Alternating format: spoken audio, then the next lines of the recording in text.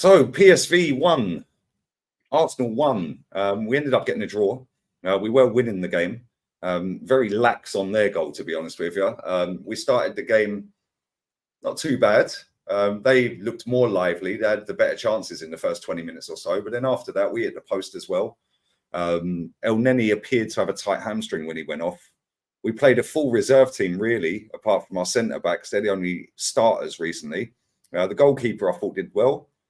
Eddie scored. He topped up his phone and had some data roaming on in Holland.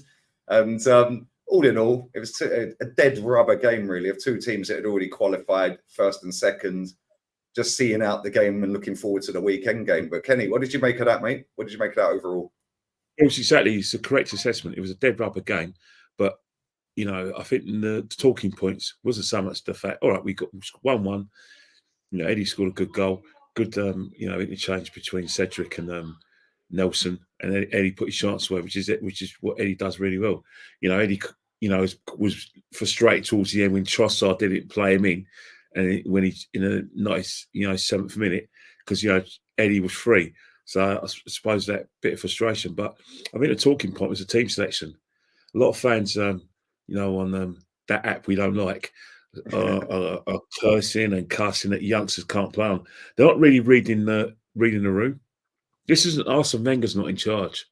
When Wenger was in charge, he gave youngsters a chance, but you can't do that when you've asked Anelli to sign a new contract. Yeah, but you won't give him a game in a dead rubber. You've got to give him a game. Reece Nelson, another player you asked to sign a contract. You've got to give him a game. You know, the kids, you know, it's not like you know, someone who's won one of Willy Wonka's tickets. You've got to give potential first team players a game.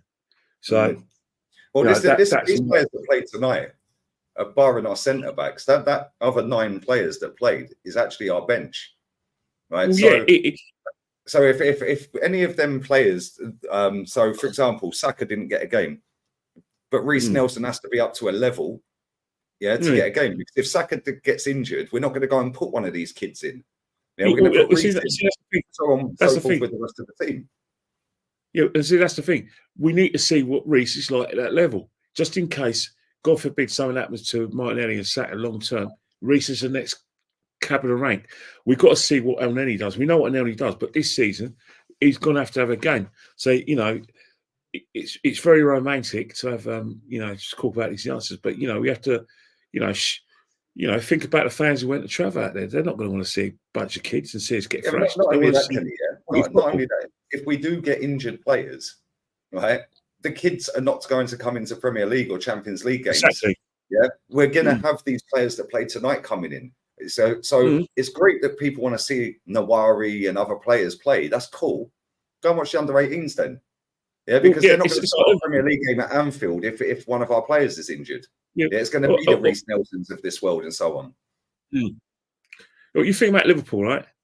Liverpool, would the fans who've moaned about the kids not in games, would you want us to play? You would. They wouldn't even want to see this team against Liverpool, let alone the kids against Liverpool. So, you know, the fact is that, you know, these kids have to earn their right. They'll get games if they're good enough. They're not going to get games by design. You know what I mean? I understand the situation with resting players and not being able to obey your best team. I get that. Fans are more educated. But the fact is, we need to see how they play. Now, if we look at the performances, Kivior struggled for me.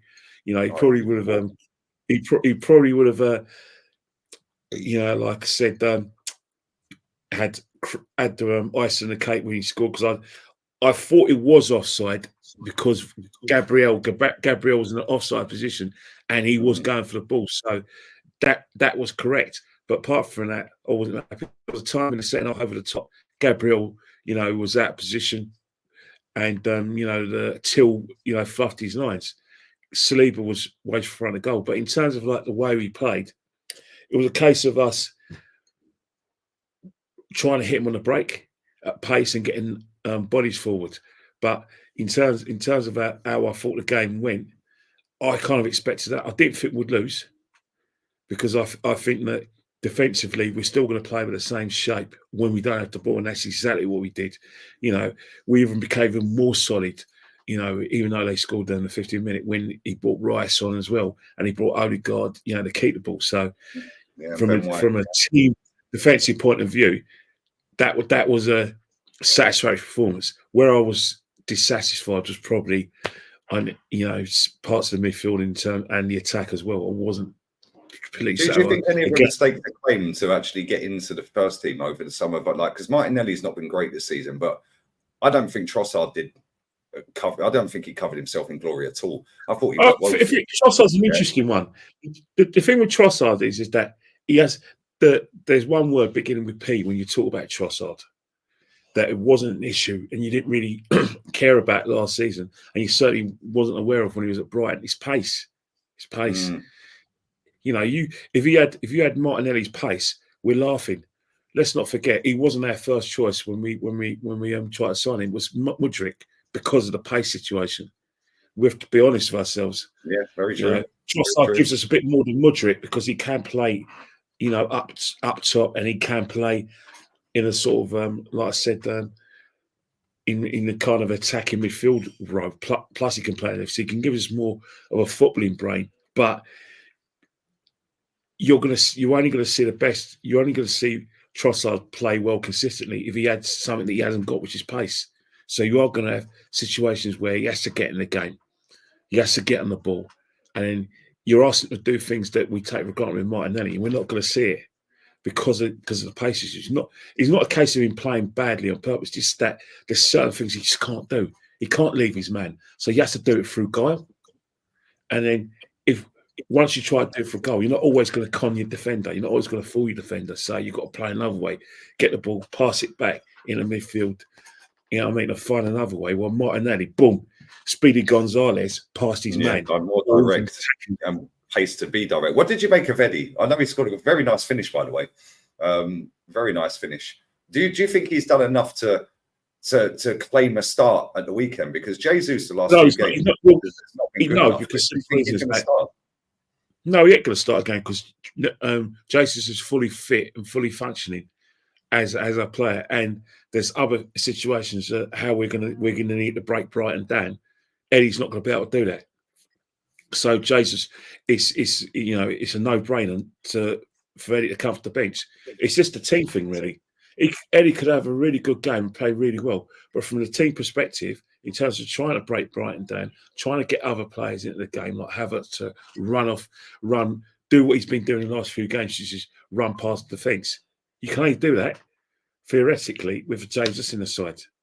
You know, Jesus brings a lot of our attacking players into good positions. Eddie's a goal scorer. He's a different kind of player, and he's a horses player, but he's not a player that we're going to need on Sunday. He scored excellent, good goal, well taken goal, but we're going to need an all-round performance in that, you know, in this forward position. I agree, man. Also, let's touch on the goalkeeper real quick. I thought he was decent tonight. There was that chance at 0-0 where he came rushing out. Obviously got sank on it. I thought he tipped it onto the post, but on the replay it showed it just hit the post. He claimed everything. He didn't drop anything really. Yeah, he was pretty decent tonight. And there was one point where I thought he was getting subbed off because he went down and Riot warmed up. I thought that would just be his luck, get out injured and can't get a move.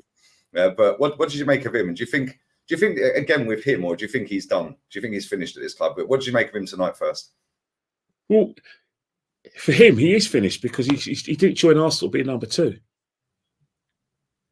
So in terms of like, you know, what you want, if you're a goalkeeper at Arsenal and you want to be England's number 1, if you're not the number 1 at Arsenal, then you finish at the club, because you know the club is no use to Aaron.